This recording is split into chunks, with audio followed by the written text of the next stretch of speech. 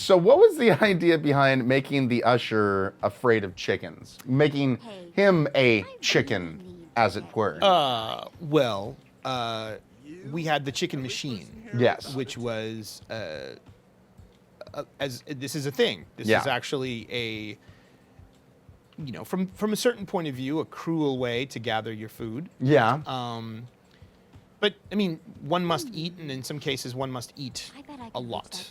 And so, ingenious builders in Minecraft invented something called a chicken machine, which is not to get into the science of it, but Yeah. it's a way to generate a great quantity of cooked chicken meat. Yes.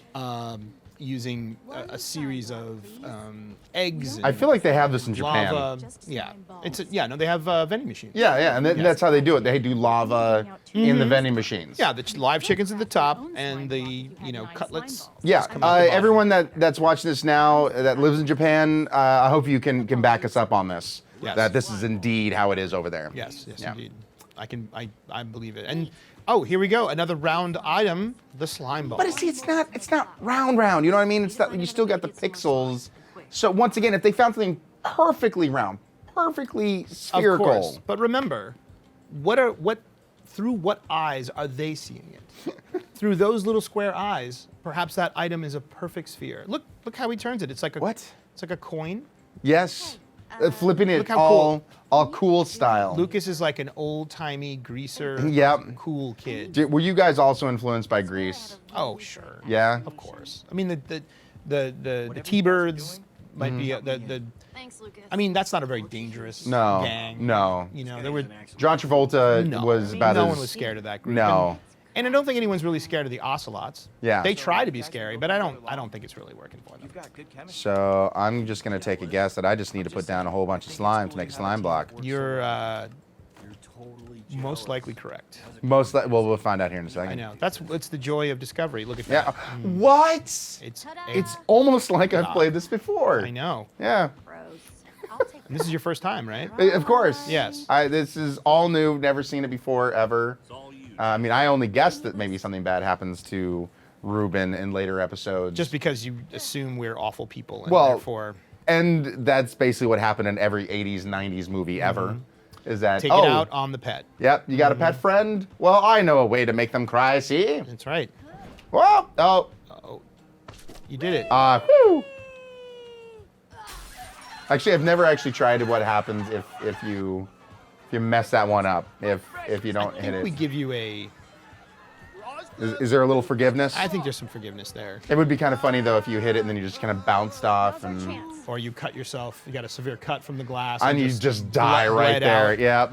No. I don't think there's any Man, blood. those There's no- chickens are savage. They are savage. Well, I mean, I think he hates chickens because chickens hate him. Achievement unlocked, to catch a thief. And what's about to happen is one of our is probably the greatest liberty we would take with the world, and as far as how this command block ends up turning in a run-of-the-mill. And it's not really run-of-the-mill. It's a pretty nasty item. The I wither. like the way Yeah, that's so good. Ruben is hiding. He's a potion. I'm a potion.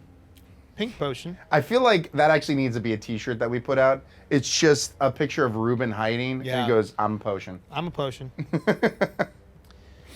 But yeah, it's a constant balancing act between the realities of the world, the way it works, and putting our own spin on things. yeah, and a desire to kind of create change to sort of, if we What are you doing if we just ran the game, Yeah. ran our game like a game of Minecraft, Yeah. we wouldn't have too many surprises for the players because the world is so knowable, and there aren't There's a few people that have put in many, many hours, and it's just a handful. exactly. Yeah. So there's for them, there's literally nothing new under the sun, the square sun. Yeah. We know what you're And doing. this gives that player an opportunity to be surprised You're building a by things that wouldn't happen in their Minecraft playthrough. Yeah. Nobody talks to my Now, friends like could you speak maybe a little bit of because I'm sure you, especially being lead design and whatnot on this game, you did have to have a little bit of back and forth when it came to Mojang and to what was going on. Was there ever anything that they kind of helped along with story wise or implementation of the design? They're like, oh, this would be better, for this or that. Like, what was that kind of like, relationship process between what we were trying to do and with them and them helping us to take it to that next level? Working with Mojang is an interesting experience. They have a background that is very different from our storytelling thing. They've got much more experience in world building and creating play spaces and the way in which we kind of meld our collective experiences is interesting and challenging, and at times also challenging just because they're all the way across the Atlantic Ocean in Sweden. That's a country far away from California, which isn't a country at all. Generally speaking, we oftentimes had writers and designers that were putting in concepts and setting things up that were just using, dramatic pieces that didn't necessarily fit with the universe, the world. Yeah. And what Mojang was very good about doing was to sort of take our ideas and help us put them through the lens of the. Something that they definitely know in and out. Absolutely. More so than mostly anybody. And it ran the gamut. I mean, it ran the gamut from like big, we had a creative summit early on with a lot of Mojang people. Yeah. And they were in on the ground floor of the basic concept for the story, the Witherstorm. well, he's not here. The only place he could be is The basic structure of a group of heroes from the past, Yeah. a young group of heroes that sort of take their place. I mean, these concepts were all sort of dreamed up by a team of people from both studios. Yeah. And then just on a daily or on a regular basis, just kind of getting the details right. Making sure that the pieces were flowing in a way that made sense both for story and for the world, and the way it works, and what would resonate the most with the fan of Minecraft. Well, I think so far from what we've seen, you guys have done a really good job on that kind of like balancing act, and you can definitely kind of feel throughout the entire thing of just. It's nice having the creators kind of come and help give that kind of a seal of approval, because then it keeps true to what they've created and what the fans have come to know and love. Yeah, and it's good too, because I mean you can rely on your own. If you're sitting at Telltale and you're kind of relying on your own instincts about what is Minecraft, what would make sense, where is pushing the envelope a little bit appropriate, and how much is too much, is something that having a partner who's so close to the lore really helps with. It kind of creates a language we can all agree on. Now, what was the idea behind having Dave Fennoy, one of our very well-known voice actors, here at Telltale, voice this character? Well, I think the idea is that Dave's great. Yeah. And we need to have him in games. For those who don't know, whenever we can. Dave Fennoy, Lee Everett, Walking Dead, season 1, absolutely freaking killed it. Also, a little tidbit, he's also the Hulu voice guy. Yeah. So if you hear a commercial on Hulu, that's the voice you're hearing. Anyway, so when I heard this, I was just smiling from ear to ear, and I was like, well, this makes sense. Yeah. And he's got such a great voice, and this character, the character of Gabriel is really interesting. He's a very stock hero. Yeah. He's got very obvious heroic attributes. Yeah. Not unlike I think Lee Everett from Yeah. Walking Dead. Yeah. Even But- bigger fool. But Gabriel is not without his flaws, and he is at times been a bad friend. And when we needed someone who could not only Gabriel, you have to sell stop the it. idea of being a hero, Yeah. but also sell the idea of someone who's not perfect, Yeah. has his flaws. Dave just, I mean, he nails it. I mean, his voice just is so filled with so many things that Yeah. you can believe both things are equally true. I mean, you look at his IMDb page. I mean, I do a lot with our voice actors, just trying to see some of the stuff that they've done in the past. And his IMDb is just all the way. Yeah. He is like, there's been so many games that I remember from my childhood. I was like, really? He was, holy crap, he was in that even? Yeah. Like, so he definitely has a wealth of experience that he brings to the table, and he just does such a good job with whatever character he's thrown into.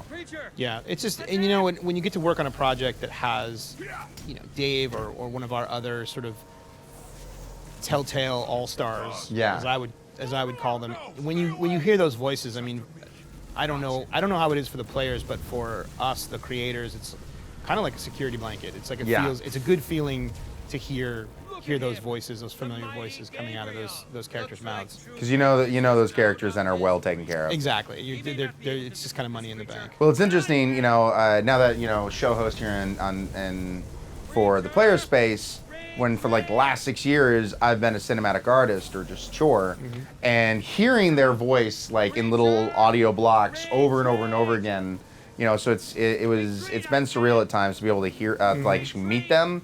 And being like, you know, I'm used to only hearing your voice in little audio blocks. Yeah. Well, it's interesting. The cinematic artists are oftentimes the first group of people to really get that, you know, wave of voice as it comes in. For the writers and designers, we live with these characters sort of silently for a long time. They're just words on the page or their subtitles.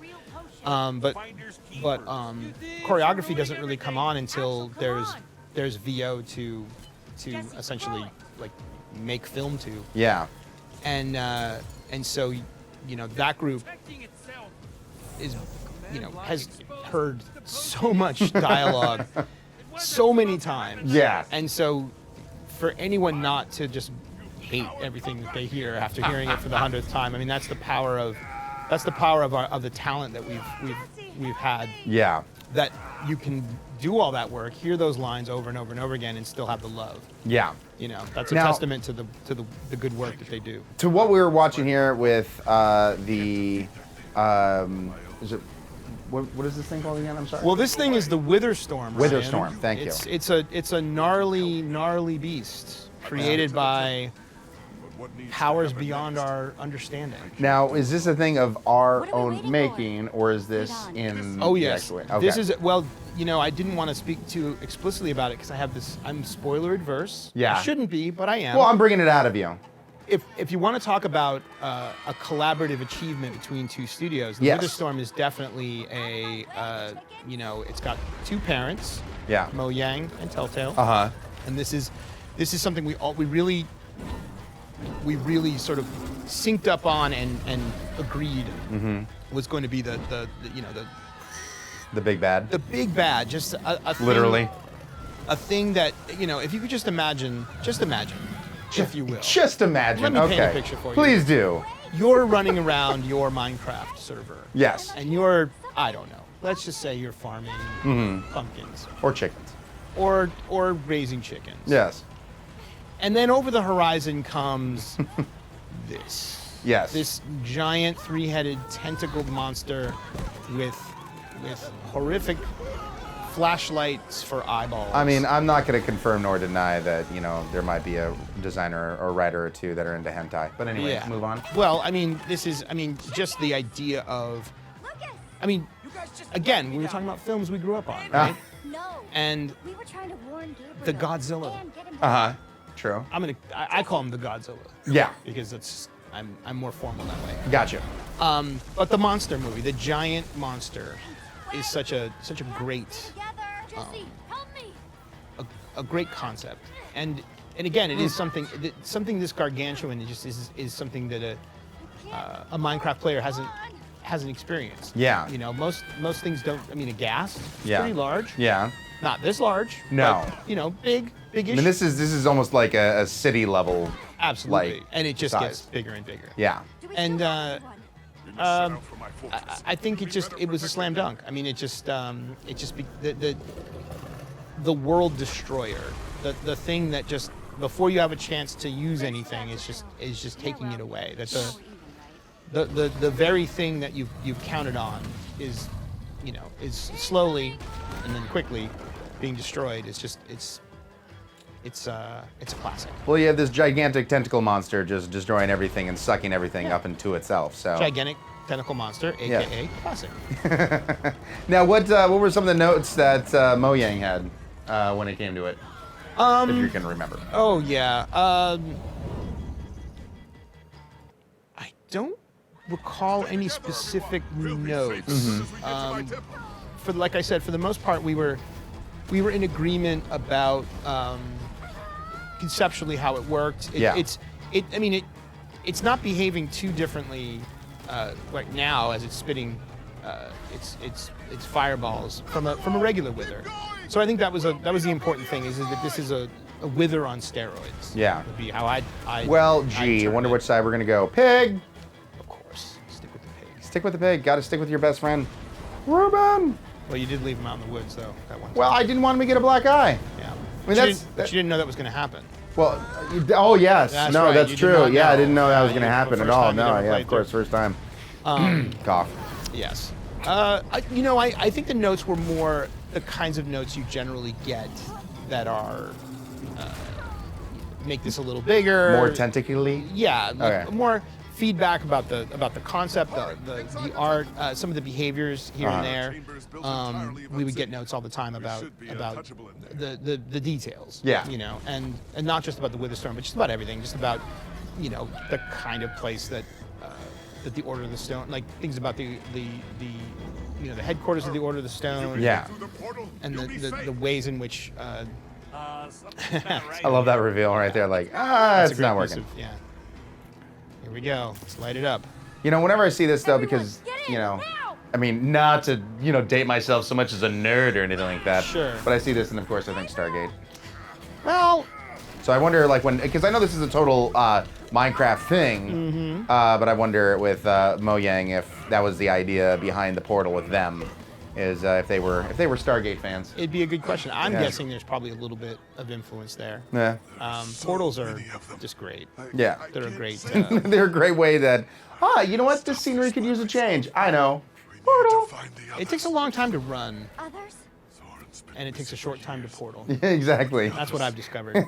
So that's why I thought Stargate was just so brilliant. It's like, you know what? Let's go to a different location. Go somewhere else. In Canada. Oh boy, here it is. Do this. The sweet, sweet amulet. What does it do? The amulet do? It will help you locate the other members of the Order of the Stone. Take I kind of feel like we're gonna have to say goodbye to Dave Fennoy. Oh no. I think are you saying you're I'm making a looking choice? into the future, and I see a future without Dave Fennoy Oh. currently. Oh God.